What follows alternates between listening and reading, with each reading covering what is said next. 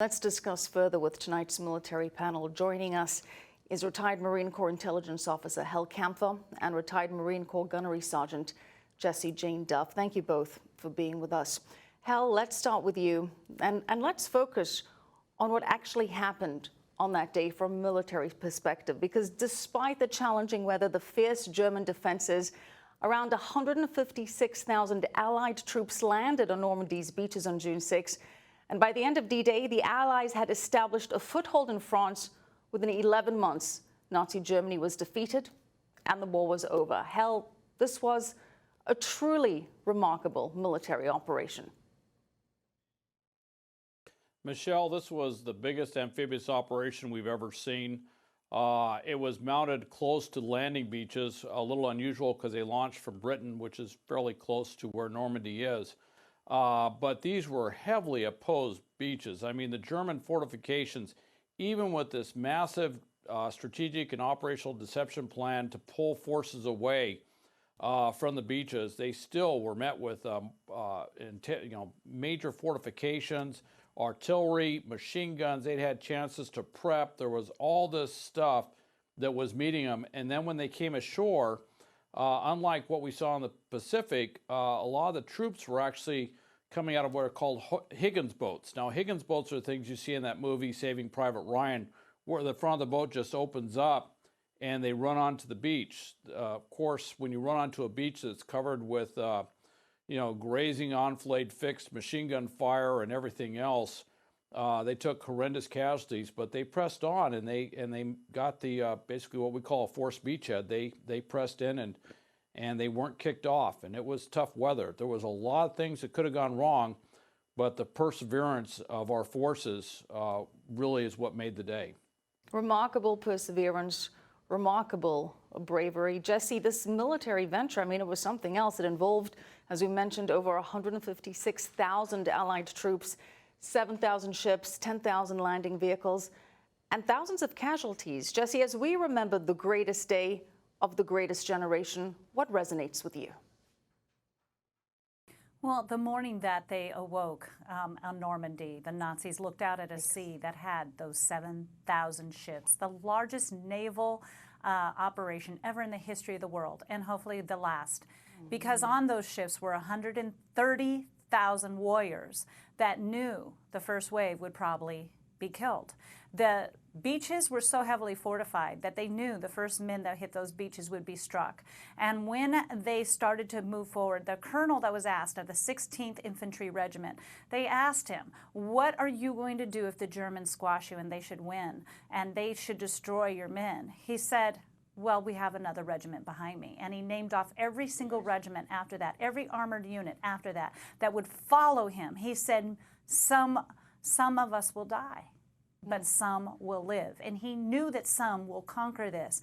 They knew that when they hit that first round, that first wave, many would die. And there was a medic that was there today that was also recognized. He had been awarded 2 Purple Hearts already prior to even getting there in Africa. He had already fought in Africa. He was in that first wave with his brother. And of their little vessel that had arose, there were 32 men, only 6 survived. He was repeatedly hit by fire. He almost died himself. The next morning he woke up and he looked over at the bed beside him, and guess who was there? His brother. The 2 brothers lived. And one is still alive today that was there with the president.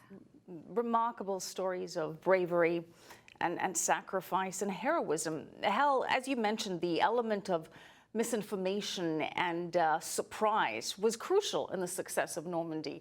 With the satellite technology that's available today, could an operation like this be possible now? Michelle, it'd be awful tough. Not just the satellite systems, but all the airborne systems and everything else. The idea of being able to mount a major operation, something, the 7,000 ships, 156,000 troops, all the aviation, everything else going on, very difficult. It was difficult to do even then. That's why there was this massive strategic and operational deception campaign that had been going on for a very long time to pull German forces away from that part of Europe, basically, and also to pull the forces that were in France and in that area away from the Normandy beaches further south. It's just an amazing piece of history in terms of what we did. And even then, once we hit the beaches, the Germans held back key units because they thought that was just basically a deception plan and that the main attack was going to go elsewhere. So even with that, it was a tough fight, but we did prevail, and that's the lesson learned. Right. The former Secretary of State John Kerry also attended the services in France. He spoke to I-24 News and said why he thinks this year's commemorations are especially critical. The 75th anniversary is an incredibly important moment, particularly given what's happening in a lot of countries in Europe. It's really a time to reflect on the importance of unity, of the values that people fought for here, the fight against tyranny, against fascism, against authoritarianism. Kerry also spoke to CNBC in Normandy, and he was asked to respond to recent criticism from current Secretary of State Mike Pompeo. Last month, Pompeo described Kerry's reported conversations with his former Iranian counterpart as inappropriate.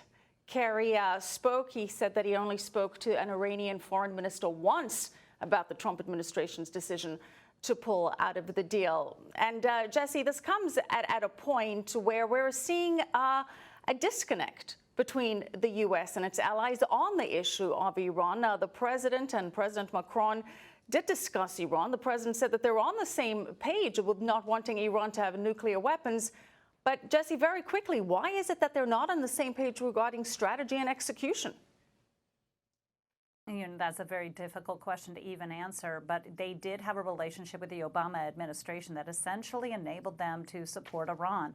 Many people believe that they have greater things at stake, and this chokehold that Iran has had over the Western civilization is pretty astronomical. It's hard for me to even get my own head around it, because we know that we just defeated a tyranny 75 years ago, but the face of evil has only converted itself into the mullahs in Iran. Jesse, I'm going to have to leave it there. Jesse Jane Duff, Hal Kempfer, thank you.